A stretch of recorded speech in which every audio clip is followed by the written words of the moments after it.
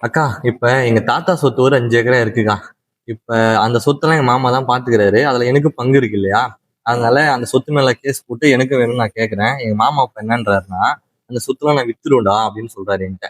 இப்ப எப்படிக்கா அவர் விக்காம இருக்கிறதுனா என்னக்கா செய்யறது? நம்மளும் ஒண்ணு பண்ணலாம். என்னன்னா சிபிசி, அதாவது சிவில் ப்ரொசீஜர் கோடு ஆர்டர் 39 படி நம்ம வந்து டெம்பரரி இன்ஜெக்ஷன் வாங்கி வைக்கலாம். ஓகேக்கா. டெம்பரரி இன்ஜெக்ஷன் என்னதுக்கா? டெம்பரரி இன்ஜெக்ஷன் அப்படின்னா நம்ம தற்காலிக உறுத்து கட்டளைன்னு சொல்றாங்க. அதாவது அவர் வந்து அதை விற்காம அவரை வந்து தற்காலிகமா தடுத்து வைக்கிறது. என்ன அப்படின்னா, இப்ப ஒரு கோர்ட்ல வந்து அந்த கேஸ் நடந்துட்டு இருக்கு இல்லையா?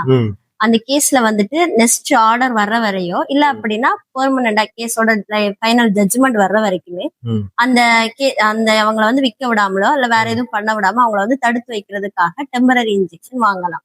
ஓகேக்கா. நான் கோர்ட்ல போயிட்டு எனக்கு டெம்பரரி இன்ஜெக்ஷன் வேணும்னு சொன்ன உடனே எனக்கு கொடுத்துருவாங்களா? இல்ல, கொடுக்க மாட்டாங்க. ஏன்? அதுக்குமே 3 கண்டிஷன் இருக்கு. அவங்க அதெல்லாம் அதெல்லாம் பார்த்துட்டு தான் உனக்கு வந்து டெம்பரரி இன்ஜெக்ஷன் கொடுப்பாங்க. ஓகே, என்ன கண்டிஷனுக்கு அது? ஃபர்ஸ்ட் வந்து பிரைமா ஃபேசி கேஸ், அதாவது முதல் தோற்றத்திலேயே உனக்கான அந்த என்னென்ன உனக்கு அந்த டெம்பரரி இன்ஜெக்ஷன் தரல அப்படின்னா உனக்கு என்னென்ன ஆகும் அப்படிங்கறத வந்து நீ சொல்லியிருக்கணும் அந்த பிளைன்ல.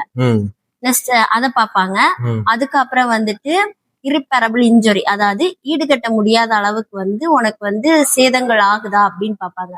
இப்ப வந்து உனக்கு டெம்பரரி இன்ஜெக்ஷன் தரல அப்படின்னா உனக்கு வந்து ரொம்ப ஈடுகட்டவே முடியாது, அவ்வளவு இழப்பீடு உனக்கு வரும் அப்படிங்கிறப்போ உனக்கு வந்து தந்துருவாங்க.